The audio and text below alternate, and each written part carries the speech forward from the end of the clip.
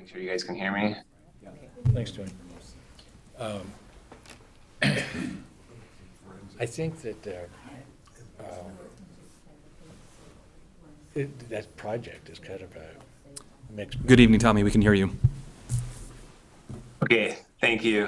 And it sounds like we're already recording, and I apologize for the 1 minute being tardy. I was having Zoom issues. But if you're good on your end, I'll get going. Is anything else needs to happen in the hearing room, Mr. Miller? We are ready to proceed. Okay. Let me proceed then. All right, we will go on the record. The time is 6:01 p.m. and this is the hearing for Deschutes County file numbers 24722-517MC, 24722-518SP, and 24722-961MA. My name is Tommy Brooks, and I am the hearings officer in this matter. Before we turn to the substance of the hearing tonight, I'm going to turn things over to Mr. Miller to describe with a little bit more detail what the format will be. Mr. Miller. Thank you, Hearings Officer Brooks.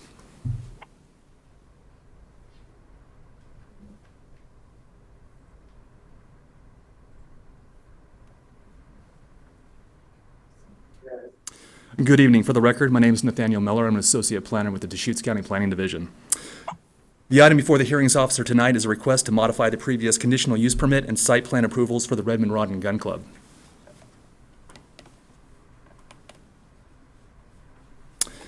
Today's hearing will proceed as follows. First, staff will explain the hearing format and how to testify at today's hearing, followed by a brief presentation on the application.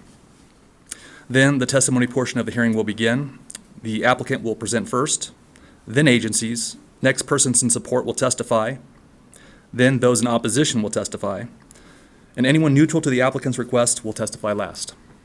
Afterwards, the applicant then will be afforded an opportunity to present rebuttal testimony. And finally, staff can make any closing comments.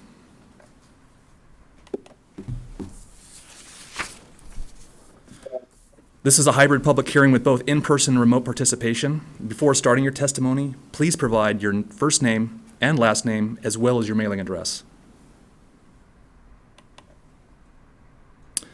For our in-person participants, if wishing to testify, please add your name to the sign-in sheet located near the door. I will use this list to call up participants for their testimony. After your name is called, please come up to one of the tables at the front of the room before beginning your testimony. For our remote participants, if you want to testify, you must be logged into Zoom or have called in using the Zoom dial-in option. When Hearings Officer Brooks asks if anyone attending remotely would like to testify, you will need to use the raise hand feature to notify the staff. To do this, you need to press the raise hand button on your computer or smart device, or if you called in, dial *9.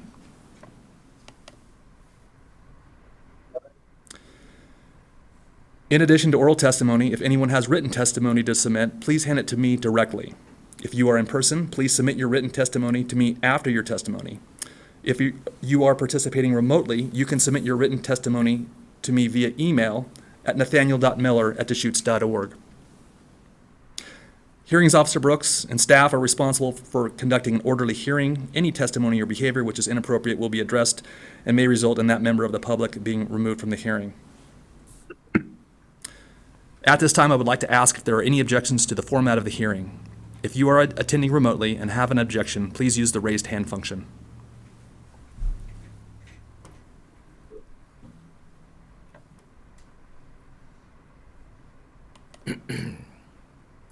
Seeing none, I will turn the hearing over to Hearings Officer Brooks. Great. Thank you, Mr. Miller. And as Mr. Miller just described, we are following the normal hearing procedures that are set forth in the county's code. That will definitely provide sufficient opportunity for everyone to participate at the appropriate time. The application is being considered through a quasi-judicial process. As such, I will consider only the factual evidence that is in the record, and I will apply those facts to any relevant provisions of the county's comprehensive plan and land use regulations. The standards and the applicable criteria relevant to this hearing were identified in the public notice that announced the hearing. They are also set forth in the staff report. The public notice and the staff report are posted on the county's website and are available directly from staff upon request. It is important that you direct all of your testimony to the standards and applicable criteria. If you believe a criterion applies that was not listed, you may address the unlisted criterion. However, I urge you to also explain why that criterion must apply and to do so with specificity so that other participants may respond and so that I can address that issue in my decision. The failure to raise an issue with enough detail that enables me or the other participants to respond will preclude your ability to appeal that issue to the Land Use Board of Appeals. Also, the failure to raise a constitutional or other issue relating to any proposed conditions of approval, again, with enough detail that allows me to respond to the issue in my decision, precludes an action for damages in circuit court.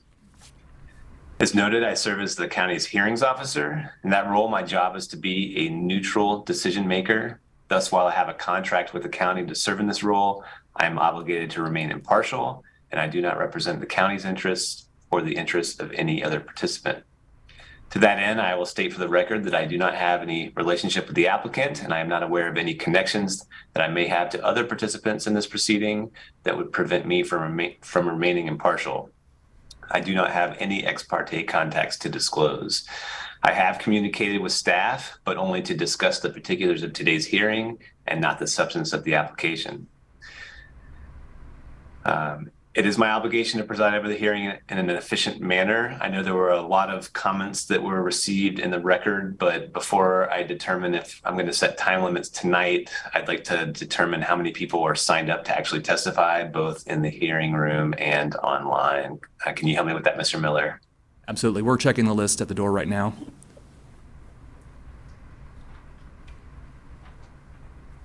We are seeing 8 people online who would like to testify. And we have 6 people in the room who would also like to testify. So a total of 14. Okay, thank you. With 14 people, we're right on the bubble, I would say. I don't feel compelled right now to set time limits. I will just go ahead and ask everyone to really take to heart the part of my earlier comments that you need to address that criteria. If you're just here for general support or general opposition, that's not useful.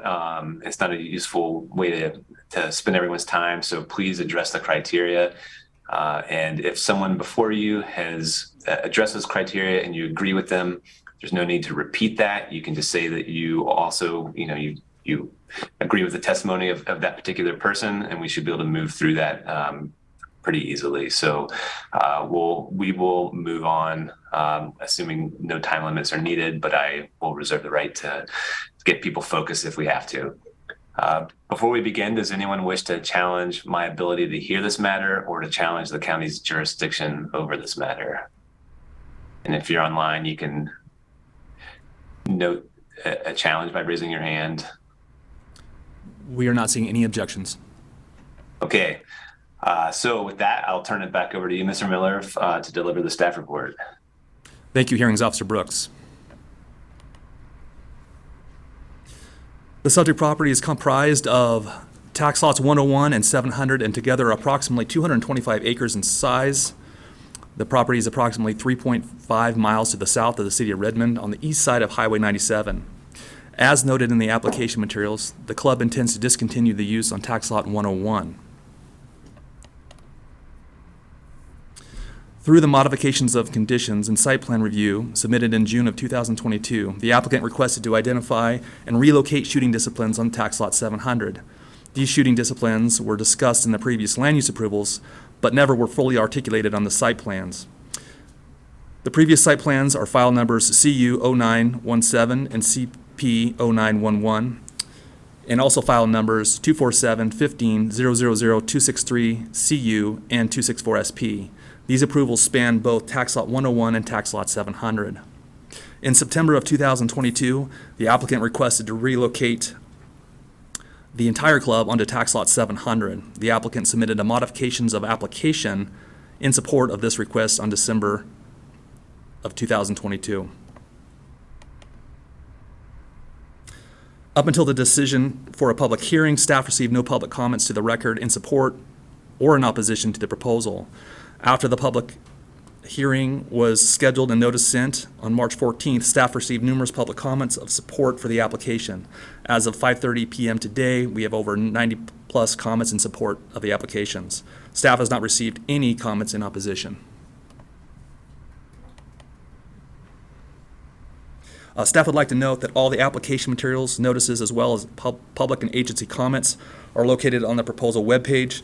This webpage can be accessed through the Community Development Department website and the web address listed on the screen. Also, staff notes that there is an incorrect code reference on page 9 and 71. In the staff report, the reference to Deschutes County Code 22-23040 should read DCC, or Deschutes County Code 22-36040, which is our modification of application criteria. Lastly, since the staff report was not issued 7 days in advance of the public hearing, staff recommends an open record period of 7, 7, and 7. This concludes the summary of the proposal. Staff is available for questions. Thank you, Mr. Miller. I do have a couple questions for you, just in aid of understanding the staff report and some of the questions that were posed to the hearings officer. But the first question I actually have is on the land use history, and this is on, I think, page 4 of the staff report. For both tax lots, there's a reference, I guess, in 1978 for a plan amendment and zone change. I couldn't tell if those were sort of what those were and how that resulted in the current zoning, which I understand to be EFU. Can you help me decipher what that plan amendment zone change application did in 1978? Sure. So the record is a little thin back at that time period, but by my research, it appears that this was never enacted. And in fact, the plan amendment zone change that happened was before current county zoning, which classified the land as exclusive farm use. Okay. All right. Just so it was an application, but as far as we know, it doesn't have any effect on the EFU designation that's there today. That is correct. Okay. I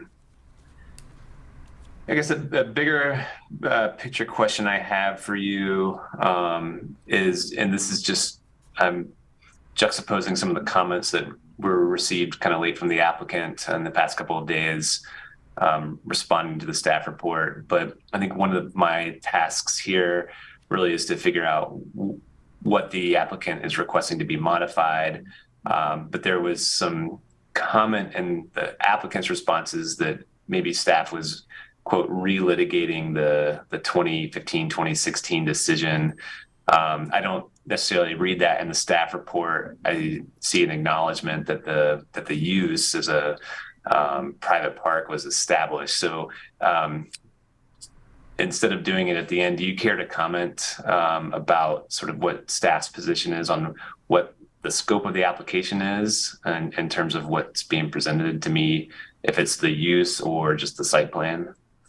So both are being presented to you as the hearings officer. So I can speak in general terms just to provide some context. So when the county receives a modification of conditions that will alter previous site plan approvals or conditional use permits, the applicant typically demonstrates through an application that they meet the modification criteria, which is in our code as Deschutes County Code 22-36040. In addition, they also modify any of the relevant criteria that's listed in the previous land use approval. So to give you an example, non-farm dwelling. If someone came in to modify a non-farm dwelling, they'd meet the modification of the modification of conditions approval criteria, and they would also alter or modify the approval criteria for a non-farm dwelling that are found underneath our local code provisions under 1816-050. Okay, so the way it's presented then, you feel, or staff feels, that in order to make a decision on this application, that I need to both determine that the use is allowed and that the site plan fits the site plan criteria? I think from staff's perspective, what we're asking of the hearings officer is best stated on page 9 of the staff report. staff is requesting direction from the hearings officer on the implementation of Deschutes County Code 2236040, which is our modification of approval criteria for the subject proposal. Okay. Thank you for pointing me to that reference. I will look to that. And then the last question I have for you, and this is from the staff report, and it's a little bit more specific. Just there's one of the site plan review criteria looks at the installation of above ground utilities, and staff has a note in there that a solar farm, that you consider that to be an above ground utility. I wonder if you could flesh that out a little bit more, if that's the kind of sort of what the source is of that position, that it is a utility, but more specifically that it's the kind of utility that's covered by the site plan review. And I guess what I'm grappling with is the distinction between a solar farm as a use versus a solar farm as providing a utility to the use. Yeah, and staff doesn't have a clear answer for that this evening. I'd be happy to provide a staff memo which details that. I did look for direction from our title and definition section, Deschutes County Code 1804, but I didn't find anything that specifically addresses that. But I did have my staff report reviewed by senior planning management, and they both agreed with the way that we have this positioned in there as a above ground utility. Okay. Thank you. I may take you up on that offer to provide a little bit more detail. I'll probably have some questions for the applicant that might flesh that out. So I guess stay tuned. That's all the questions I have for you, though. We can move on to the applicant's presentation. Thank you. My name is Ed Fitch, 210 Southwest 5th Street in Redmond. I'm the attorney for the applicant. And the first thing I'd like to do, hearings officer, is to kind of go through the history of this modification. It was not initiated by the applicant. It was initiated in some respects by Deschutes County. In the late summer of 2020, almost 2.5 years ago, the county requested a meeting of the Redmond Rod and Gun Club to go over the site plan and the current use of the property. And at that meeting, which was attended by senior management from the county administration and planning, as well as the president of the gun club, and Carl Notu, as an engineer who had worked with the club for some time, we were requested to just provide an updated map showing the current locations of these uses that were approved in 2016. So between 2006 or 15, when the uses were approved and I'll call it a very rough site plan approved, the club proceeded and did change the location of some of the uses for safety purposes. And so in the summer of 2020, we agreed that we would come up with a new map showing the current locations of the uses for these various disciplines. We proceeded on that basis, and then we were requested sometime in 2020-21 to early 2020-22, not only should we show the current locations, but we should provide information to Deschutes County that these locations were safe for operation, not only for the users in the location, but also on adjacent properties. So the applicant hired AKS Engineering, Paul Stoll, who did a very detailed study of the site. He found a couple of improvements that would help, and those improvements that he identified were put in place by the applicant. But his study shows that the current use of the facility in these current locations are safe, not only for the people on the property, but also for adjacent properties. He also helped the applicant develop a conceptual plan. And the reason for that is that the county staff had said to the applicant that it would be helpful to have a plan of where the club and the public saw this use going forward into the future, so that we would not have to come back time after time on any kind of modification, but only we would have to come back for building permits if there were new buildings to be put on the site. And so AKS Engineering worked with the gun club to come up with a conceptual plan, which is in the record. And they also studied the conceptual plan and found that these uses in the plan going forward to be implemented at a later date would also be safe in terms of industry standards, not only for the users of the property, but also adjacent properties. And I would say that between 2015, when this was initially approved, and today, there's not been one incident out there. There's not been any issues with traffic onto Highway 97. So the experience of the last 8 years supports also the finding that this use has been properly designed, properly used, and now the public, through this process, would have an identification of where those various disciplines were, which was the initial request by the county. In February of this year, we had a meeting with the county staff and administration. And the reason for that was we were kind of at odds as to how this was going forward. For example, in 2015, when this use and site plan were approved, there was no requirement for bicycle parking. There was no requirement for braille. And there were a number of other items that are in the general site plan criteria that were not really applicable to this use. You would not ever ride a bicycle to this property because you would probably get killed on Highway 97 trying to access it. You would never try for pedestrian access to this site because, again, Highway 97 is basically an impenetrable barrier for those two types of uses. You would not have braille on site because blind people would not go into a shooting range as a matter of general discourse. So there's a lot of commonsensical reasons why significant or not subparts of the site plan criteria were inapplicable to this use. And so, over the course of the 2 or 3 years from 2020 to February 2023, we kept having basically a conflict as to what the scope of this modification was. We did not believe it appropriate to open up a lot of those site plan criteria that were rejected in 2015 and apply them now because, again, they still didn't make any sense. So we did reach an agreement with the county administration and county staff that we would bring this to a hearings officer based on a very narrow scope of this modification. One, that we would identify the current locations of these various uses.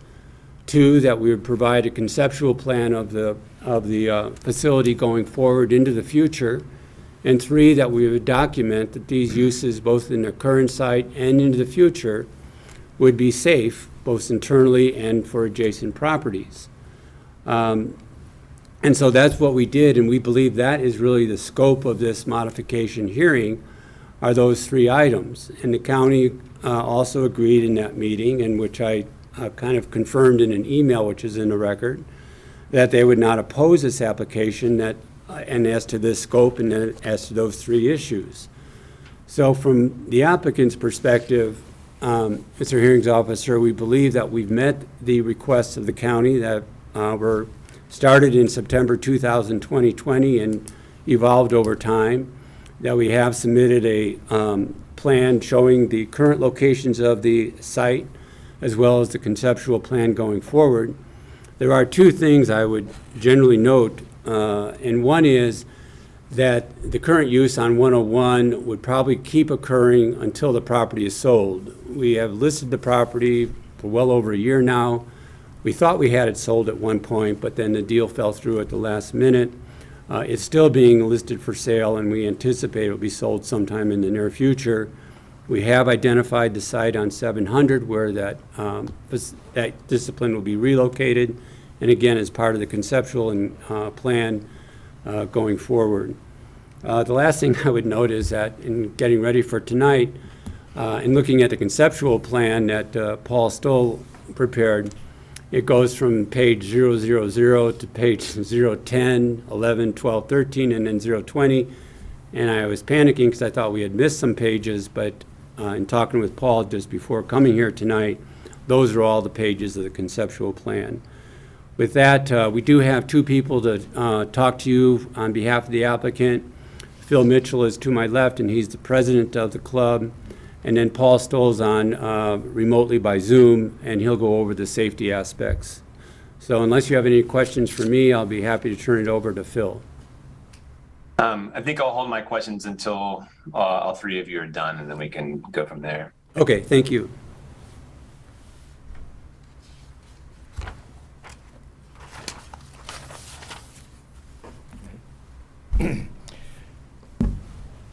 Mr. Brooks, my name is Phil Mitchell. I represent Redmond Rod and Gun Club as the president. I know there's a huge amount of written information it's from the staff and from our legal representative regarding this application for the conditional use permit. But I wanted to give you a brief summation about the club, and I'd also be happy to answer any questions that you might have. Redmond Rod and Gun Club was established in Redmond in 1945. It was in a different location than it is now. The club is a nonprofit 401c4, and it's operated exclusively by volunteers. The club currently operates on 2 parcels of property, which has been mentioned in the report, off of Highway 97 between Redmond and Bend. One of the parcels of property is on tax lot 101, and that's made up of approximately 72 acres.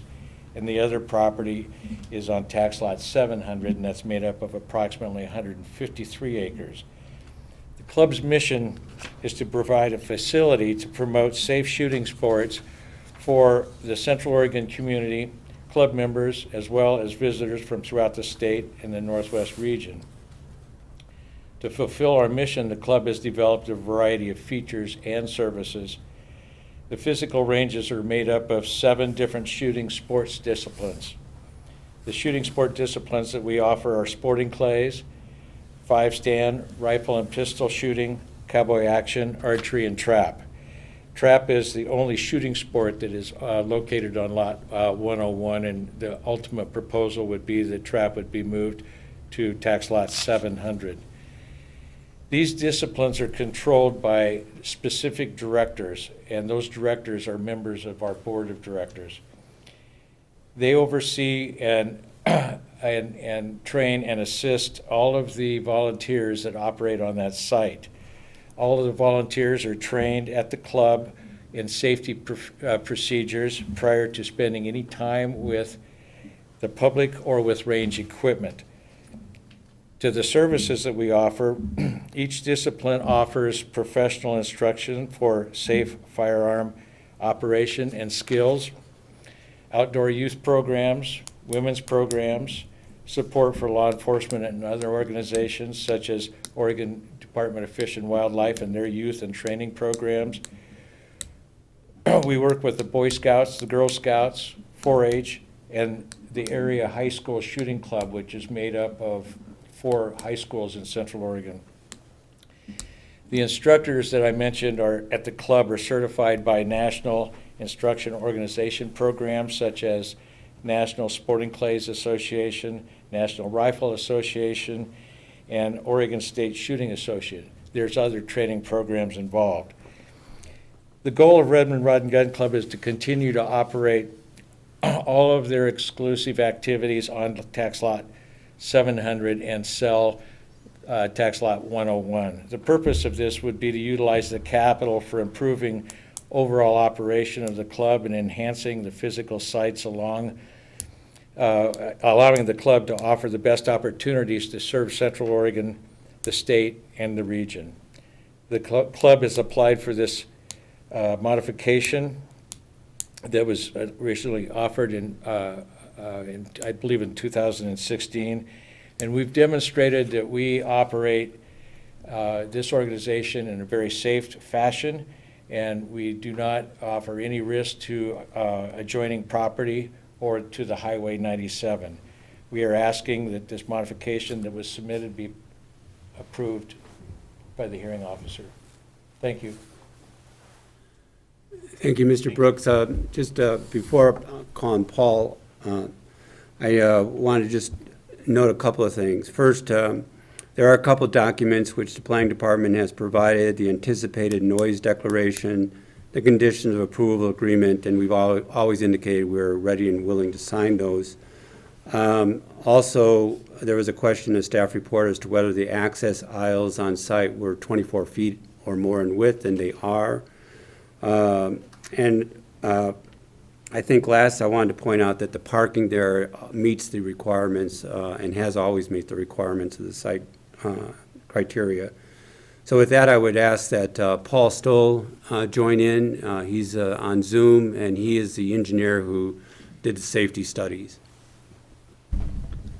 Hi, I'm Paul Stoll. I am a licensed engineer in the state of Oregon. I have degrees in civil and environmental engineering from Oregon State.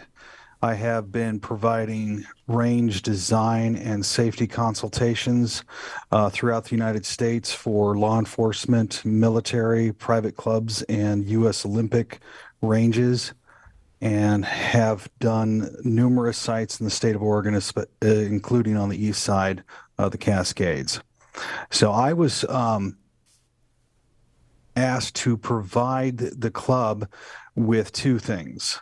A ballistic study to look at the safety issues, if any, at the site in its current configuration, and also in a master plan, concept master plan layout moving forward. So in doing so, I provided a conceptual design that consolidated range activities onto site tax lot 700, which basically moved the trap ranges and the 5-stand range over to 700 and reoriented and expanded some of the existing tax lot 700 activities to maximize both the use of the property and safety for the participants. So in the ballistic study of the existing facility, we found that there were two small issues. One was at Bay 8 at Cowboy Action, that if an errant round left the range, its elevation at the property line would be below the 20-foot standard. And so we made a recommendation to increase berm height and orientation of that bay, which has been done, which brought that elevation up above 20 feet. The other was a exclusion fence between Cowboy Action and the sporting clays. This provides users a barrier, a visual barrier not to go past, which is basically placed at a location where an errant round would be at 20 feet above the user, which is standard. The club has put in that exclusion fence line and signage to keep them out, so that has been remedied. Those were the only two issues that were identified during the current configuration study. Moving to the future concept design ballistic study, we used engineering parameters in order to alleviate a lot of the safety issues that may have come up. One example of that is that the trap range was placed in an orientation and with adequate distance in order to ensure that ballistic shot would fall within the property. So we did a study on projected maximum distances of various shot sizes that are accepted on the trap range, and those were between approximately 563 and I believe 625 feet. We use 700 feet as our max distance, plus there's an additional distance past that. So it was a conservative approach for doing that for the new location for those. We also designed the majority of the bays, the new bays in the master design, to be shooting to the east away from any potential future developments or expansion along Highway 97 and into vacant land, that if there was an errant round, not only would it leave the property at a very high elevation. I think the lowest one was in approximately 121 feet. The rest of them were well above that. So there wouldn't be any conflict with operations on the ground. And the landing on those would be far away from any developed property. And we used a maximum distance of approximately 8,000 feet, which is about 1.5 miles, which is conservative considering that most of the bays that would be shooting in that direction would be restricted to pistol calibers, which don't typically go that far or have a exit velocity that would allow them to travel that distance. So we try to use conservative parameters in the development of the concept range in order to maximize safety and utilization of the property.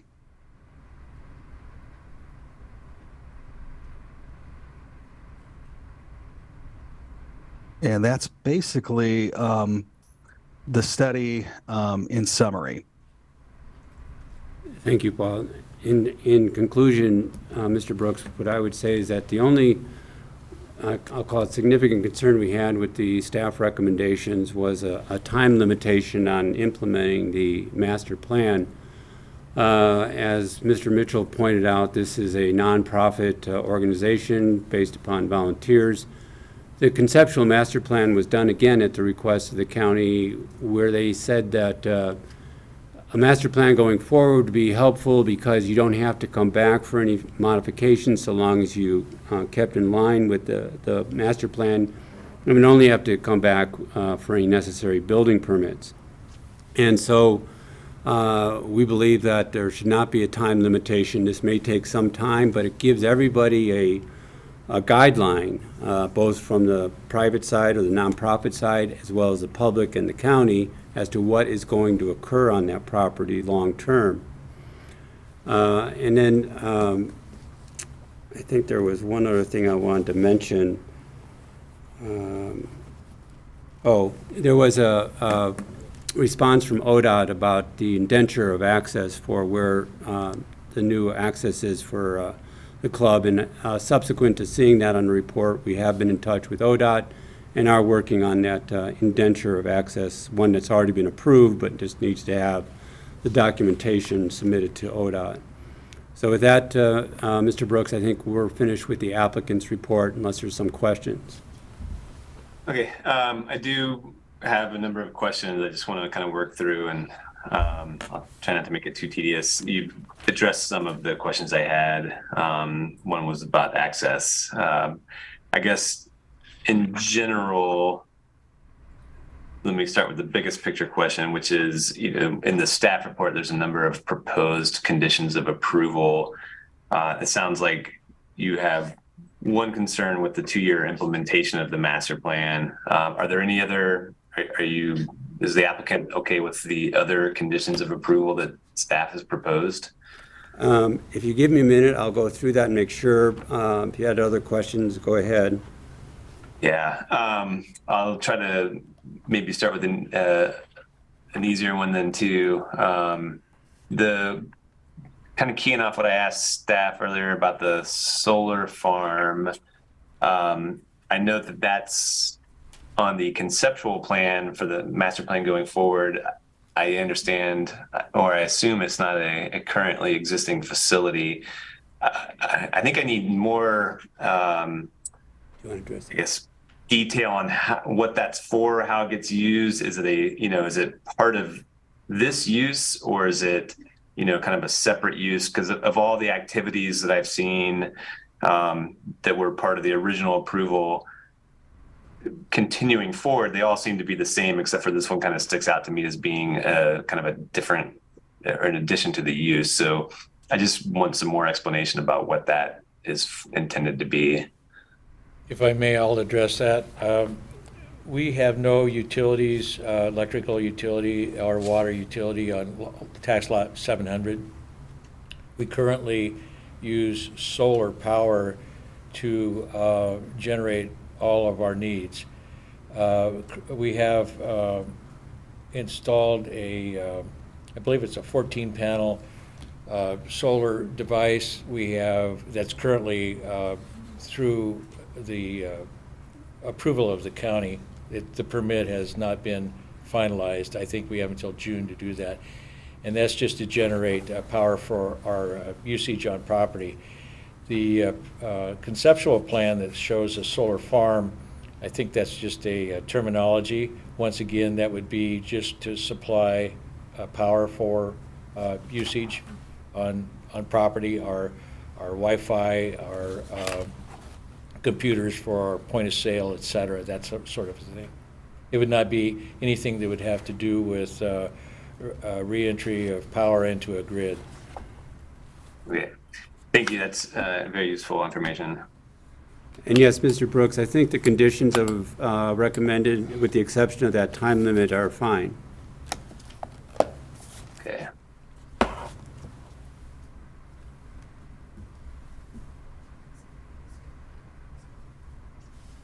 Just taking a note. Okay, thank you. Other questions I have, I guess again, I'll try to start with the kind of big picture. The one thing I'm not tracking is sort of the review process, if any, that occurred between the last approval and the current site plan. So I understand, I probably can't share my screen, but I've got the site plan that was, part of Mr. Olson's decision. That's pretty grainy, and I think you acknowledge isn't that detailed. But I think what I've gathered from, you have another submittal from September 28th of last year that shows sort of the current site conditions, the current site plan, and those are different. So walk me through that. It sounds like some of the changes that were made from what was approved to what's out there now were safety related, but did that involve any review by the county? I mean, I'm getting kind of different signals about whether or not it was just sort of done informally versus whether it was done at all. You're correct that between 2015 and 2020, for example, the Cowboy Action area was moved from the southeast part of the property to the southwest. That was not done in coordination with the county. That was, I'll call it our bad, but it was done for safety reasons. I think the other ones are pretty minor changes, not significant, but that was the one that was the most. Go ahead, Phil. In addition, the most major one was the movement of sporting clays. The sporting clay map, I believe, that you have in front of you shows from 2015 in the northeast corner of the property. That may in fact be what brought this whole subject around to review. And that, even though it was approved, was creating a safety issue as far as shotfall off of property. So sporting clays was moved to the southeast corner of the property, which is shown on your both current map and on the proposed site plan. And that was done for one reason, and that is so all of the shooting on sporting clays is done into the center of that so-called circle, where before it was showing that it was being shot, the shooting was going to the north, and that's where the shotfall issue would have come about. So that is not only a safety issue for the participants, but it also contains the shotfall within the property. That would be the most major change. Okay, thank you. This is helping me kind of crystallize, I think, where some of the issues might be. So, Mr. Fitch, the follow-up question to that then is, for purposes of this application, it feels like there's basically, it's almost like a two-part request. You are modifying the approved site plan from 2015 to match what's on the ground today. And then the second piece of it is, but you would also like a approval of a site plan that's more of a master plan that would guide it in the future. And so there's no, I guess, well, is that a fair characterization of the request? Yes, that is. Okay. And so then with that, and maybe this gets to your issue about the implementation time period. So there's, I guess, no plan and or requirement to immediately proceed with the conceptual plan that you could, if your request is approved, you could stay with the current configuration.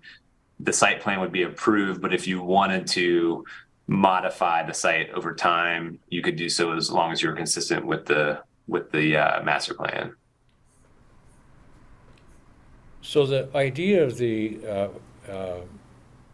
conceptual plan or master plan, beside the discussion when we worked with Mr. Miller, who helped us work on this moving forward, is to create a situation where when you have turnover in a volunteer organization, we have a guideline that's going to keep people in told to what that the county wants us to do, rather than going off and just doing something that might seem like a good idea at the time. The footprint of what we have on the ground today doesn't change. So the concept is to refine what we have on the ground and do it according to the design that was created by AKS for moving forward in the future. And as far as the timeline is concerned, it's awfully hard to create any kind of proposal to the members or to the public for making this happen without knowing whether we're going to have this modification approved or not. So that would be in the infancy stage at best right now, and then depending on how this modification turns out, then we can start making plans for the future as far as the club. But it would be done based off of what the design is in the conceptual. Just sort of sticking with this difference between what was approved, what's on the ground, and the what might happen in the future. I want to focus a little bit more on the difference between what's on the ground today, the site plan, and how it compares to the 2015 decision. So just sort of making my list here, I understand that the sporting clays range moved from the north side of tax lot 700 to the southeast side. The cowboy action range moved as well. Besides the shooting disciplines, did anything change in terms of, and I'm thinking specifically of the areas identified for parking, or any, I don't even know if there were buildings in the originally approved site plan, but is there anything that's unrelated to the shooting disciplines that's different that needs to be captured in sort of the current conditions approval? I don't have the map from the 2015 or 2016 decision.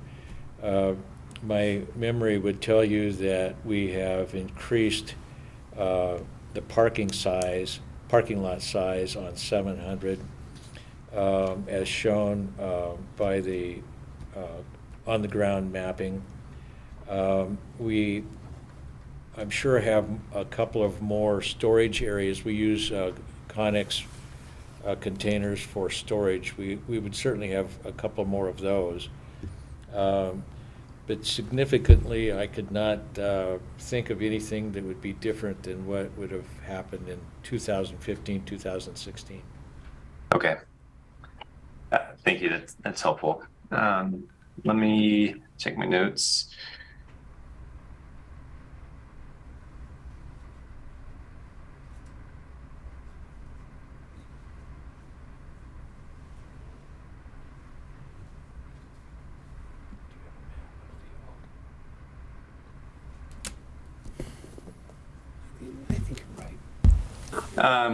This may not be a fair question for you, Mr. Fitch, in sort of in the hearing, maybe something you could follow up with on writing, but I think two of the issues that are highlighted in in the staff report that I need to make sure that I get right are there's areas where the applicant basically has asked for either an exemption from the code or a variance. I think one of those is in the has to do with landscaping. Was one more, I'm struggling to put my finger on it, but it's definitely highlighted in the staff report. I guess what I'm trying to figure out is how to address those issues, because what the staff report notes is that there's been no application for a variance. That may or may not be required if there's some code basis for an exemption or an exception. I guess I'm just gonna be candid with you. My initial review through the record, I'm trying to figure out how I would address that without a variance application, or with some really solid information about why the landscaping standards, for example, should not apply at all. So it goes again to the scope of the modification. We are not asking for a modification of the site plan on things that were excluded in 2015. And for very good reasons: landscaping, bicycle parking, pedestrian issues, braille for blind, were all accepted in 2015 in the site plan that was approved. None of those were required, and for good reason. If we look at tax lot 700, which I think is about 175 acres, probably 160 acres is still in natural vegetation.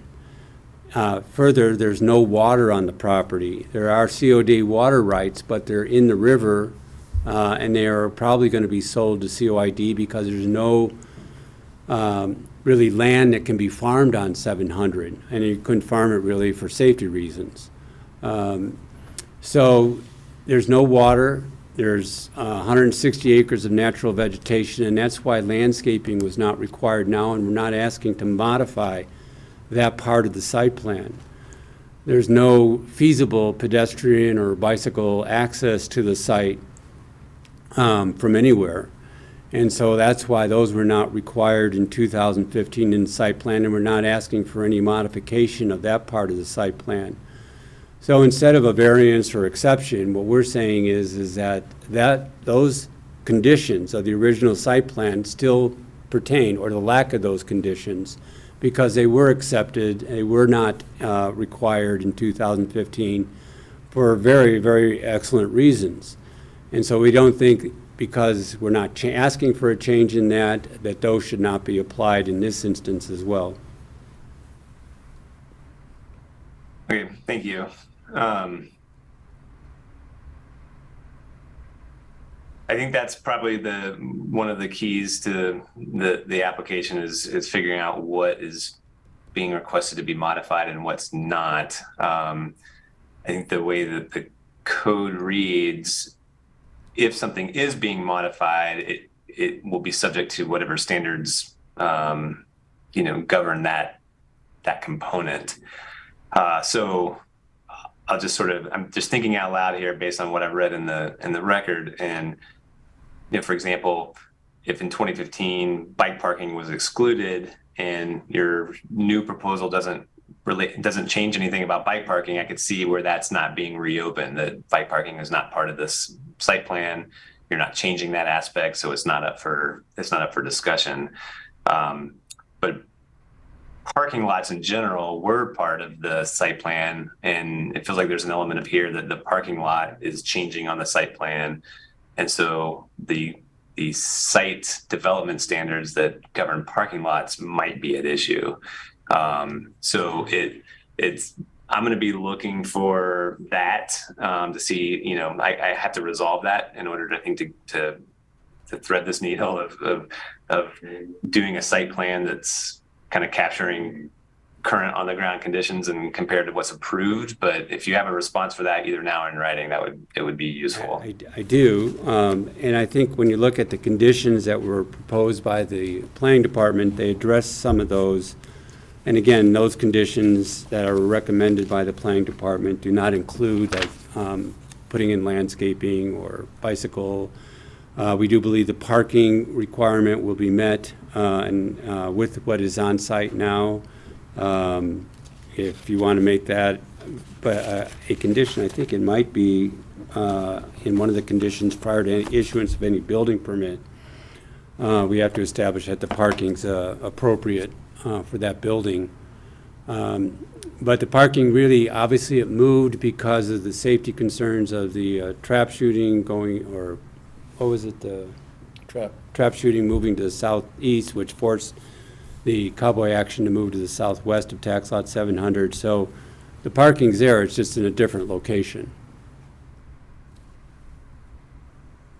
Excuse me, it's a move of Sporting Clays. Or Sporting Clays got moved to the southeast, and then that forced cowboy action to the southwest.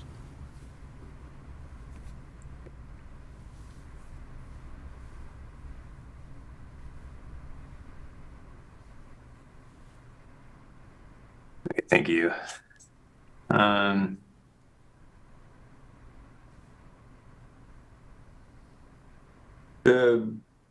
Maybe the last thing I want to follow up with, at least now, is I think in your opening comments you mentioned that the tax lot, the activities on tax lot 101 would continue until the property is sold.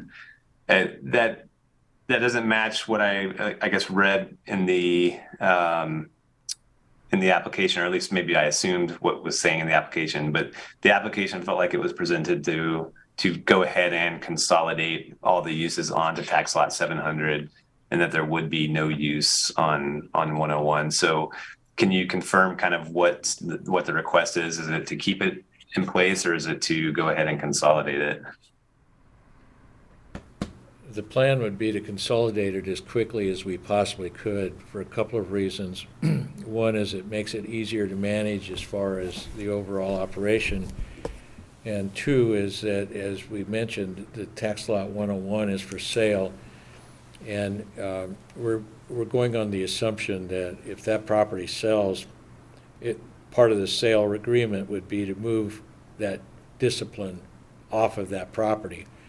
Well, the only place to put it would be onto lot 700, and it is shown on the proposed plan as to the location of where that would be. If the property doesn't sell, we would still want to move that facility to the other tax lot 700. Okay. I guess the more blunt way to put it is tax lot 101 is either part of the site plan or it's not.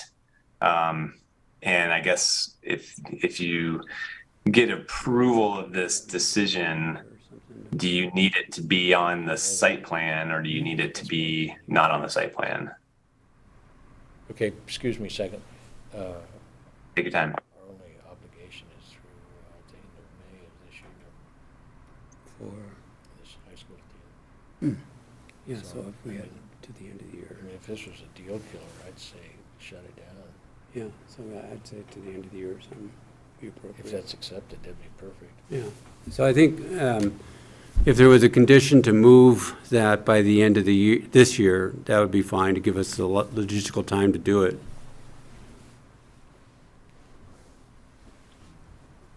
Okay.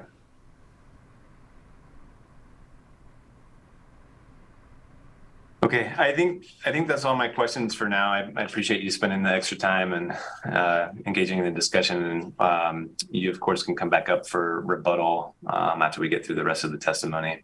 Thank you. Mr. Miller, I think we're ready to call up anyone who is going to testify in support of the application. Leave everything here.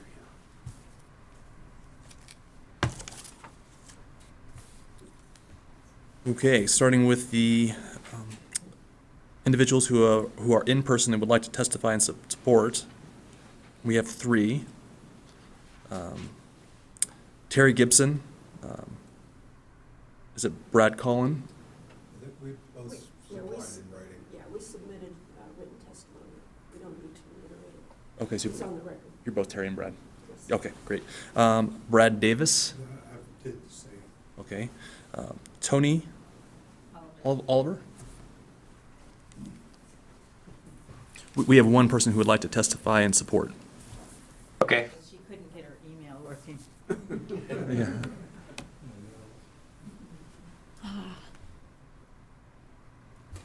Good evening, I'm Tony Oliver. I live at 550 Northwest 74th Street, and that's in Redmond, Oregon. I wanted to show my support for this resolution.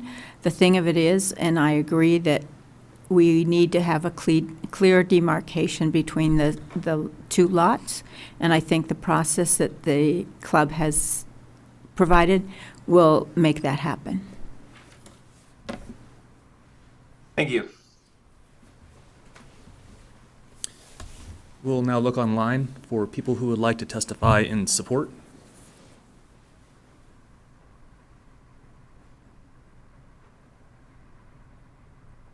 And nobody online would like to testify in support. All right. Then we can move to anyone who signed up to testify in opposition to the application.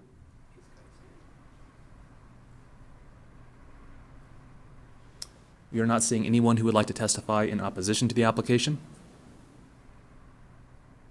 Is that true both in person and online? That is for both, in-person and remote participation. Okay. Well, that would bring us back to rebuttal. I don't know that there's anything to rebut. I'm certainly not going to rebut Tony, so. Okay.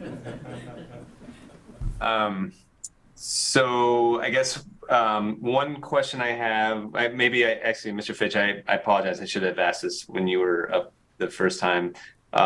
Staff had requested an open record period of 7, 7, and 7. Kind of standard. I would like to get your position on that, because your position on that informs what happens to the 150-day clock. You know, I think an open record for 7 days period would be fine. We don't have an opposition that's appeared, but that's my gut reaction to it. Okay. The way the statute reads for initial evidentiary hearings is if there's any new evidence that is presented during the open record, participants have to have the ability to rebut that. So if we're going to do the initial 7, we'll need to do a rebuttal 7. And then, of course, you would have 7 days for any final legal argument.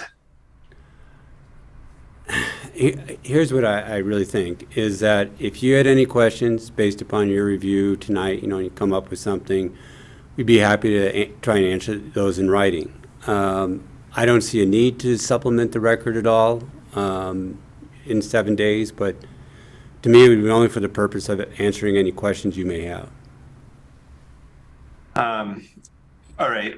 Well, the questions I would specifically have in terms of where kind of on the evidentiary piece that I am sort of still scratching my head about. Let me pull up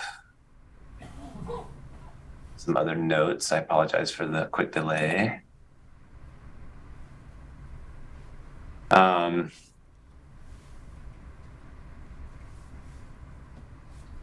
my computer screen just went blank for a second. Okay, here we go.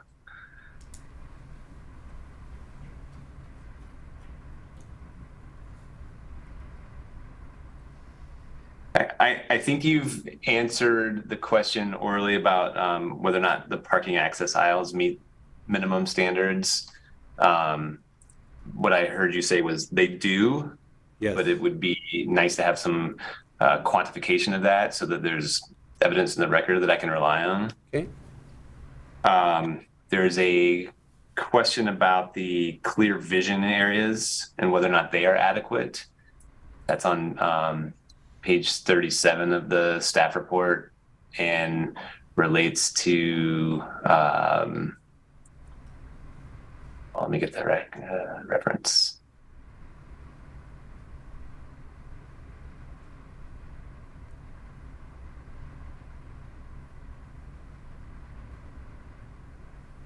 I think these are all within the same kind of section 18, 116.030 standards. Let's see. Another question I might have is on the, if you look on page 38 of the staff report, that's where staff addresses the parking lot design. again, I understand some of these are going to maybe dovetail off of your position that they are not maybe applicable at all because you're not reopening some of these issues. But I will tell you, I'm trying to figure out how we can, if we can write findings that actually state that, and whether or not for example, the parking lot design would be applicable to what's out there currently compared to the master plan piece. There's a discussion on page 47 of the staff report about whether or not the fire safety recommendations have been fully incorporated into the site plan.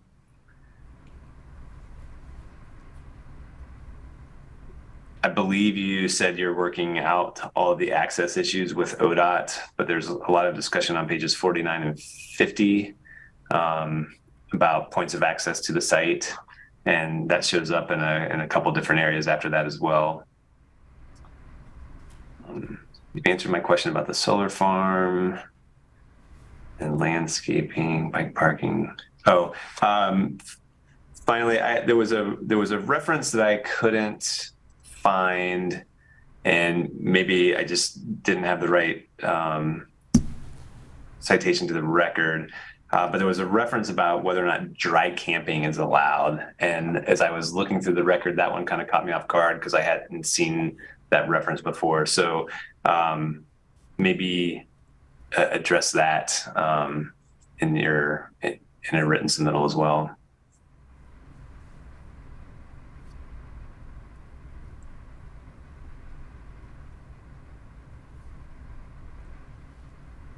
And again, these are areas where, at least my initial review of the record, it's hard to tell that they, from an evidentiary basis, have been addressed. And of course, you have your argument that they don't need to be.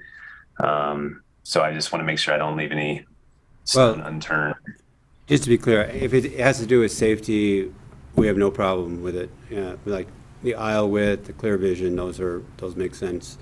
We will address these. I think they're all fairly straightforward, and I think we, in talking with Paul, we can probably get these resolved. Unfortunately, the only issue I have is time, because I'm going on vacation Friday. I'm wondering if something more like 2 weeks from today would be appropriate. And Nathaniel, I don't know where we're at on the time frame, but I think that should work. Yeah, I can come up with those calculations here momentarily. Okay. We do have a toll in place as of now. I think if we can agree to a certain time limit set for the open record period, and if you are agreeable to those phases within the open record period, we could set a toll for that to count for that amount of time. That'd be fine. Okay. So if we could have 2 weeks from tomorrow, that would be great, just because of the vacation schedule. Yeah, that works for me. I'm not gonna, your time frame is fine. The reason I go through this exercise is because the county's code requires that, if it's a time frame that you either propose or agree to, that it would toll the 150-day clock. So you are more than entitled to take another couple weeks, and then we could do a week after that for rebuttal, a week after that for legal argument if you want it. Okay, I appreciate that. Okay. All right. We'll conclude the rebuttal piece of that then. And Mr. Miller, I guess kind of a standard question to staff is if you heard anything during the testimony that staff would like to respond to first before we get to the procedural aspect. Staff has no further comments. Okay. One question I had for you on that was the 2-year implementation of the, I think that was pretty standard language, but for a master plan that may or may not be, immediately constructed, the idea is to guide the future. If it is constructed, was it your intent that the conceptual plan be initiated within 2 years, or just that any part of the site plan sort of be implemented within 2 years? So it would be the latter. Yeah, staff's understanding is that once you have an approval, if you initiate any portion of that site plan within the first 2 years, you have initiated. All right. Thank you. Okay, it doesn't sound like there's any other comments, questions, or objections or procedural issues. Not seeing anything. So with that, we will we'll close the testimony portion of this. There's a request that I will grant to leave the open record period, or to leave the record open for a period of 2 weeks, which I think goes to May 2nd. If there's new evidence presented during that time period, participants will have a ability to respond to that for 7 days, which takes us to the 9th. And then if the applicant would like to have a final legal argument after that, close the record with no new evidence, that would be due on May 16th, is what I've calculated. So with those dates in mind, Mr. Miller, do you have a description of how people can submit information during those time periods? And was I accurate on those dates? Yes, I can confirm those dates. We have May 2nd as being the end of the new evidence and testimony phase, May 9th for the end of the rebuttal phase, and then May 16th for applicants' final legal arguments. And if it's okay, I'd like to present instructions for how to submit during the open record period. Please do.